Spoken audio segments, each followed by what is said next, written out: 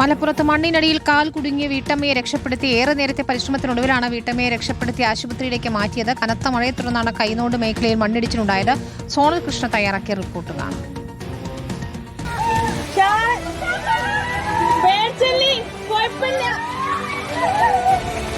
നമ്മൾ ഈ കണ്ട ദൃശ്യങ്ങൾ മലപ്പുറം ജില്ലയിലെ കൈനോട് എന്ന് പറയുന്ന പ്രദേശത്താണ്. ആ വീടിന്റെ മുൻഭാഗത്താണ് നമ്മളിപ്പോൾ ഉള്ളത്. നമ്മൾ ഈ കാണുന്ന ഈ 3 വീടുകൾക്ക് പുറകിലാണ് ആ മണ്ണിടിച്ചിലുണ്ടായിട്ടുള്ളത്. അതിലാണ് ആ വീട്ടമ്മ അരയ്ക്കൊപ്പം ആ മണ്ണിടിച്ചിലിൽ കുടുങ്ങിക്കിടക്കുന്ന ദൃശ്യങ്ങൾ ഉൾപ്പെടെ നമ്മൾ കണ്ടിട്ടുള്ളത്. ഉടൻ തന്നെ ഈ പരിസര പ്രദേശത്തുള്ളവരെത്തി അവരെ ആശുപത്രിയിലേക്ക് മാറ്റുന്ന സാഹചര്യമാണ് ഉണ്ടായിട്ടുള്ളത്. ഇന്ന് രാവിലെ ഏകദേശം 6:30 കൂടിയിട്ടാണ് ഈ അപകടം നടക്കുന്നത് എന്നുള്ളതാണ്. ഉമ്മ പേടിപ്പെടുത്തുന്ന സംഭവമാണ് അല്ലേ? അതായത് ഞങ്ങളെല്ലാം കൂടി നീച്ചങ്ങാണ്ട് ഇങ്ങനെ നിന്നിട്ടേ ഉള്ളൂ. അപ്പോഴൊക്കെ ഒന്നായിട്ട് ഇങ്ങോട്ട് ഇരുന്നിങ്ങാണ്ട് ചാടിയതാണ്. അതിനോട് കൂടെ അവിടെ ചാടി അതിൽ ഒരു കീഴ്പെട്ടിട്ട് അങ്ങനെ ഉണ്ടായിട്ടുണ്ടോ? അങ്ങനെ ഉണ്ടായിട്ടില്ല.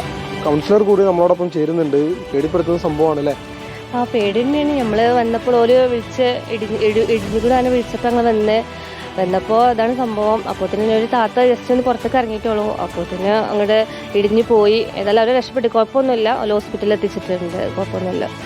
എന്തായാലും ഈ പരിസര പ്രദേശത്തെ ആളുകൾ കൂടി നമ്മളോടൊപ്പം ചേരുന്നുണ്ട്. ആദ്യം ഒരു തവണ ഇത് പൊട്ടുന്നുണ്ട് അല്ലേ?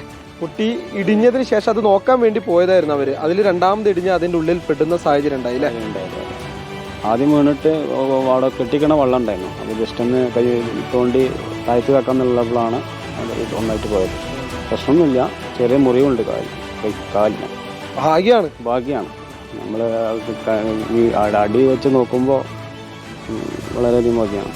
രാവിലെ ഭക്ഷണങ്ങളൊക്കെ ഉണ്ടാക്കി അവർ ആ അടുക്കളപ്പുറത്ത്, അതായത് ആദ്യ പൊട്ടൽ നടന്ന സമയത്ത് അത് നോക്കാൻ വേണ്ടി പുറത്തേക്ക് ഇറങ്ങിയതായിരുന്നു.